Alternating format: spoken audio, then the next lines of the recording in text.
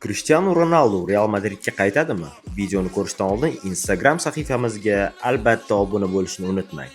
Cristiano Ronaldoning Real Madridga qaytish ehtimoli mavjud, ammo bu faqat 2025-yil yozida AQShda bo'lib o'tadigan FIFA klub jahon chempionati doirasida qisqa muddatli ijara asosida bo'lishi mumkin.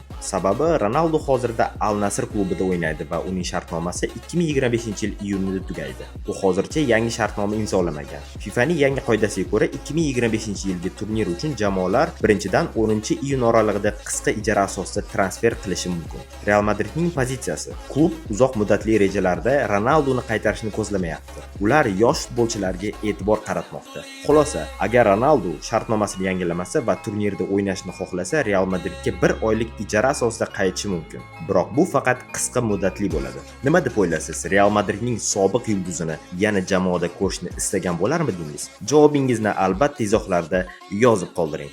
Shunday yangiliklarni birinchilardan bo'lib bilishni istasangiz, Instagram biodagi havola orqali Telegram sahifamizga obuna bo'lishni unutmang.